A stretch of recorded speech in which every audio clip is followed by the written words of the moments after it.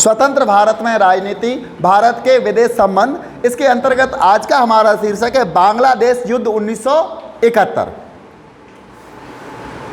1970 में पाकिस्तान के सामने एक गहरा अंदरूनी संकट आ खड़ा हुआ। 1970 में पाकिस्तान के सामने एक गहरा अंदरूनी संकट आ खड़ा हुआ। पाकिस्तान के पहले आम चुनाव में खंडित जनादेश आया था। खंडित जनादेश का मतलब है किसी भी पार्टी को स्पष्ट बहुमत नहीं मिला था। जुल्फिकार अली भुट्टो की पार्टी पश्चिमी पाकिस्तान में विजयी रही थी। पाकिस्तान दो हिस्सों में बटा हुआ था, पश्चिमी पाकिस्तान जो आज वर्तमान में पाकिस्तान है और पूर्वी पाकिस्तान जो आज वर्तमान में बांग्लादेश है। तो जुल्फिकार अली भुट्टो की पार्टी को पश्चिमी पाकिस्तान में बहुमत प्राप्त हुआ था, जबकि मुजीबुर रहमान की पार्टी अवामी लीग ने पूर्वी पाकिस्तान में जोरदार कामयाबी हासिल की थी। मुजीबुर रहमान की पार्टी ने पूर्वी पाकिस्तान जो कि वर्तमान में बांग्लादेश है वहाँ पर जोरदार कामयाबी हासिल प्राप्त की थी। पश्चिमी पाकिस्तान के नेताओं के हाथों अपने साथ हुए दोयम दर्जे के नागरिक के बर्ताव के विरोध में पूर्वी पाकिस्तान की बंगाली जनता ने इस पार्टी को वोट दिया था। चूँकि शेख मुजीबुर रहमान बंगाल के नेता थे और बंगाल यानी बांग्लादेश के नेताओं को, बांग्लादेश के नागरिकों को पाकिस्तानी लोग दोयम दर्जे का नागरिक मानते थे, यानी कि उनको द्वितीय दर्जे का नागरिक मानते थे। और इस कारण बांग्लादेश के लोगों ने शेख मुजीब की पार्टी को स्पष्ट बहुमत दिया, उन्हीं को वोट किया था। पाकिस्तान के शासक इस जनादेश को स्वीकार नहीं कर पा रहे थे। अवामी लीग एक परिसंघ बनाने की मांग कर रही थी। अवामी लीग जो कि शेख मुजीबुर रहमान की पार्टी थी और ये कह रही थी कि हम एक परिसंघ बनाएं, लेकिन पाकिस्तान की सरकार या पाकिस्तान के नेता इस बात को स्वीकार करने के लिए तैयार नहीं थे कि शेख मुजीब को पाकिस्तान का एक लीडर बनाया जाए। लेकिन वे इस मांग को भी स्वीकार करने के लिए तैयार नहीं थे। यानी अवामी लीग ने एक परिसंघ बनाने का प्रस्ताव दिया था, लेकिन इस मांग को स्वीकार करने के लिए पाकिस्तान के नेता तैयार नहीं थे। इसकी जगह पाकिस्तानी सेना ने 1971 में शेख मुजीब को गिरफ्तार कर लिया। अब तो पाकिस्तान की सेना ने 1971 में शेख मुजीबुर रहमान को, जो कि बांग्लादेश के लोकप्रिय नेता थे, उनको गिरफ्तार कर लिया और पूर्वी पाकिस्तान के लोगों पर जुल्म ढाने शुरू कर दिए। पाकिस्तान की सेना ने पूर्वी पाकिस्तान यानी बांग्लादेश में वहाँ के नागरिकों पर जुल्म ढाना शुरू कर दिया। जवाब में पूर्वी पाकिस्तान की जनता ने अपने इलाके यानी मौजूदा बांग्लादेश को पाकिस्तान से मुक्त कराने के लिए संघर्ष छेड़ दिया।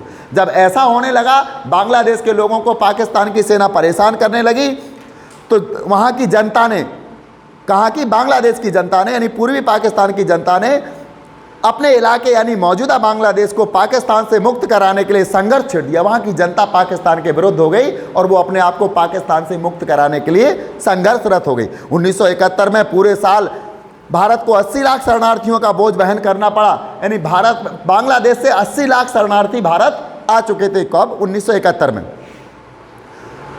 ये शरणार्थी पूर्वी पाकिस्तान से भागकर भारत के नज़दीकी इलाकों में शरण लिए हुए थे। भारत ने बांग्लादेश के मुक्ति आंदोलन यानी मुक्ति संग्राम को नैतिक समर्थन और भौतिक सहायता दी।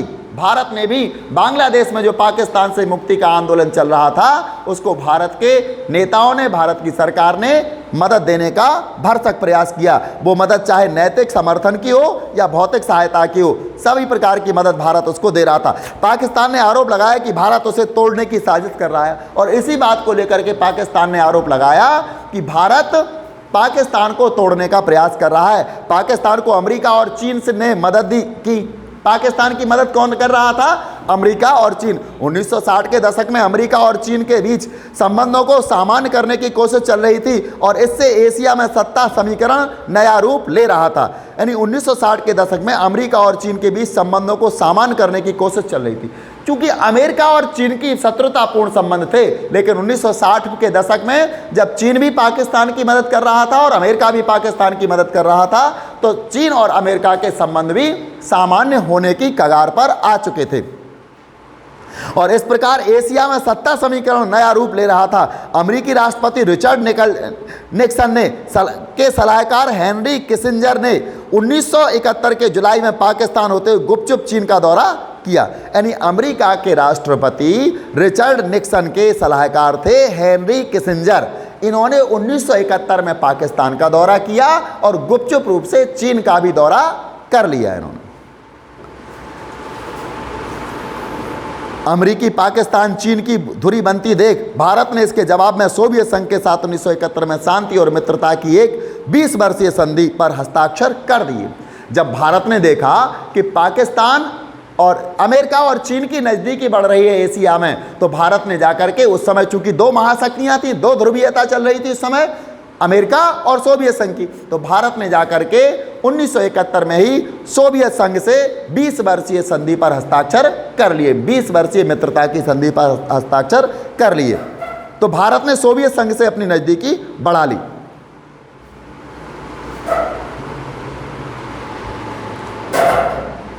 भारत को इस बात का आश्वासन मिला कि हमला होने की सूरत में सोवियत संघ भारत की मदद करेगा, और सोवियत संघ ने इस बात का आश्वासन दिया था भारत को कि यदि भारत पर हमला होता है, चाहे वो पाकिस्तान की तरफ से हो, चाहे वो चीन की तरफ से हो या अमेरिका की तरफ से हो, सोवियत संघ हर संभव भारत की मदद करेगा। महीनों राजनयिक तनाव और सैन्य तैनाती के बाद 1971 के दिसंबर में भारत और पाकिस्तान के बीच एक पूर्णव्यापी युद्ध छिड़ गया। बहुत दिनों तक सैनिकों की तनातनी, नेताओं की तनातनी, राजनयिक और सैनिकों की तनातनी के बीच दिसंबर 1971 में भारत और पाकिस्तान के बीच युद्ध छिड़ गया। पाकिस्तान के लड़ाकू विमानों ने पंजाब और राजस्थान पर हमले किए, जबकि उसकी सेना ने जम्मू कश्मीर में अपना मोर्चा खोला। यानी पाकिस्तान के जो लड़ाकू विमान थे उन्होंने पंजाब में और राजस्थान में हमला कर दिए, जबकि उसकी सेना, जो पैदल सेना थी, उसकी थल सेना थी, उसने जम्मू कश्मीर में अपना मोर्चा खोल दिया। यानी 3 तरफ से युद्ध हुआ, पाकिस्तान की तरफ से हमला हुआ, पंजाब पर और राजस्थान पर वायु हमला हुआ, और थल सेना ने जम्मू कश्मीर क्षेत्र पर हमला कर दिया, पाकिस्तान की सेना ने। जवाब में भारत ने अपनी वायुसेना, नौसेना और थल सेना के बूते पश्चिमी और पूर्वी पाकिस्तान के से कार्रवाई को स्थानीय लोगों के समर्थन और स्वागत के बीच भारतीय सेना पूर्वी पाकिस्तान में तेजी से आगे बढ़ी। 10 दिनों के अंदर भारतीय सेना ने ढाका को 3 तरफ से घेर लिया और अपने 90,000 सैनिकों के साथ पाकिस्तानी सेना को आत्मसमर्पण करना पड़ा। जवाब जब भारत ने दिया, भारत ने देखा कि पाकिस्तान की सेना 3 तरफ से हमला कर चुकी है, पंजाब में और राजस्थान में वायु हमला, और पंजाब में उसने अपनी सेना से हमला कराया है। जवाब में भारत ने बंगाल में उनके 90,000 जो सैनिक थे, किसके? पाकिस्तान के, भारत ने बंगाल को घेर लिया और उनके 90,000 सैनिकों को भारतीय सेना के सामने आत्मसमर्पण करना पड़ा। पाकिस्तान को मुंह की खाने पड़ी। पाकिस्तान की सेना की ईंट से ईंट बजा दी भारतीय सेना ने। इसके बावजूद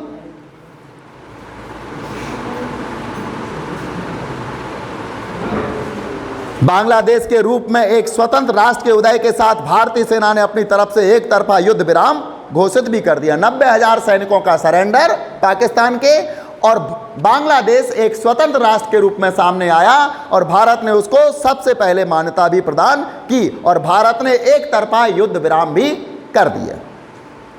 3 जुलाई 1972 को इंदिरा गांधी और जुल्फिकार अली भुट्टो के बीच शिमला समझौते पर दस्तखत हुए। इससे अमन की बहाली हुई। जब 3 जुलाई 1972 को पाकिस्तान के जुल्फिकार अली भुट्टो और भारत की श्रीमती इंदिरा गांधी ने शिमला में समझौता किया था, और शिमला समझौते में कुछ ऐसी शर्तें रखी गई थी जिससे दोनों देशों के बीच अमन या शांति कायम रह सके। इस युद्ध से इस निर्णय यानी निर्णायक जीत से देश में उत्साह की लहर दौड़ गई। भारत और पाकिस्तान का जो युद्ध हुआ था, और इस युद्ध में एक निर्णायक जीत हासिल हुई हमको, चूंकि निर्णायक जीत के रूप में हमें बांग्लादेश एक अलग राष्ट्र के रूप में मिला था। तो इस निर्णायक जीत ने भारत में एक उत्साह की लहर दौड़ा दी। अधिकांश भारतीयों ने इसे गौरव की घड़ी के रूप में देखा और माना कि भारत का सैन्य पराक्रम प्रबल हुआ है। आप अगले अध्याय में पढ़ेंगे कि इंदिरा गांधी इस वक्त भारत की प्रधानमंत्री थी। 1971 के लोकसभा चुनाव में उन्हें विजयता मिली। 1971 में जो लोकसभा चुनाव हुए थे उसमें इंदिरा गांधी भारत की प्रधानमंत्री बनी थी, और इसके बाद इसकी जंग के बाद इंदिरा गांधी की लोकप्रियता को 4 चांद लग गए। यानी 1971 का जो युद्ध हुआ था वो इंदिरा गांधी के प्रधानमंत्रित्व काल में ही हुआ था, और जैसे ही कोई प्रधानमंत्री बने और उसके समय में जाकर के पहला युद्ध और बहुत बड़ा युद्ध जीत ले, तो उसकी तो लोकप्रियता बढ़ जाएगी। इंदिरा गांधी की धीरे धीरे लोकप्रियता पूरे देश में बढ़ने लगी। इस युद्ध के बाद अधिकतर राज्यों में विधानसभा के चुनाव हुए और अनेक राज्यों में कांग्रेस पार्टी बड़े बहुमत से जीती। चूंकि इंदिरा गांधी के प्रधानमंत्री काल में भारत ने पाकिस्तान से युद्ध जीता था, उनकी लोकप्रियता बढ़ी और जिन राज्यों में लोक विधानसभा चुनाव होने थे उन राज्यों में विधानसभा में कांग्रेस की अच्छी जीत हुई। भारत ने अपनी सीमित संसाधनों के साथ नियोजित विकास की शुरुआत की थी। पड़ोसी देशों के साथ संघर्ष के कारण पंचवर्षीय योजना पटरी से उतर गई थी। क्योंकि संघर्ष चलता रहा, भारत ने कितने संघर्ष झेले, 1962 में चीन से युद्ध, 1965 में फिर पाकिस्तान से युद्ध और 1971 में पुनः पाकिस्तान से युद्ध, यानी 3 युद्ध जीते थे और 3 युद्ध हमने लड़े थे। इन 3 युद्धों के कारण भारत की आर्थिक स्थिति खराब हो गई थी। हमारी पंचवर्षीय योजनाओं के जो लक्ष्य थे वो डमाडोल हो चुके थे। पड़ोसी देशों के साथ संघर्ष के कारण पंचवर्षीय योजना पटरी से उतर गई। 1962 के बाद भारत को अपने सीमित संसाधन खास तौर से रक्षा क्षेत्र में लगाने पड़े। भारत के पास जो संसाधन थे हमने सारे के सारे संसाधन रक्षा क्षेत्र की तरफ दौड़ा दिए। उसी समय 1965 के युद्ध के बाद लाल बहादुर शास्त्री ने एक नारा दिया था, जय जवान और जय किसान। चूंकि जय जवान इसलिए दिया था, 2 युद्ध हो चुके थे लाल बहादुर शास्त्री के समय तक और इसी के बीच उस समय सूखा भी पड़ा था, अकाल भी पड़ गया था हमारे देश में, तो लोगों को खाद्यान्न की समस्या हो रही थी, खाने के लिए भोजन नहीं था उनके पास। इसलिए उन्होंने दोनों लोगों को प्रमोट करने के लिए, किसानों को और सैनिकों को प्रमोट करने के लिए, इनको आगे लाने के लिए, इनको प्रोत्साहित करने के लिए एक नारा दिया था, जय जवान और जय किसान। लाल बहादुर शास्त्री के द्वारा यह नारा दिया गया था। 1962 के बाद भारत को अपने सीमित संसाधन खासतौर से रक्षा क्षेत्र में लगाने पड़े। भारत को अपने सैन्य ढांचे का आधुनिकीकरण करना पड़ा। 1962 में रक्षा उत्पाद विभाग और 1965 में रक्षा आपूर्ति विभाग की स्थापना हुई थी। इस बात को नोट कर लेना, 1962 में रक्षा उत्पाद विभाग और 1965 में रक्षा आपूर्ति विभाग की स्थापना हुई थी। तीसरी पंचवर्षीय योजना 1961 से 66 तक चली थी, इस पर भी इसका असर पड़ा था। इसके बाद लगातार 3 पंचवर्षीय योजनाओं पर अमल हुआ। चौथी पंचवर्षीय योजना 1969 में ही शुरू हो सकी। युद्ध के बाद भारत का रक्षा व्यय बहुत ज़्यादा बढ़ गया। इसी के साथ आज का ये वीडियो समाप्त होता है। नमस्कार।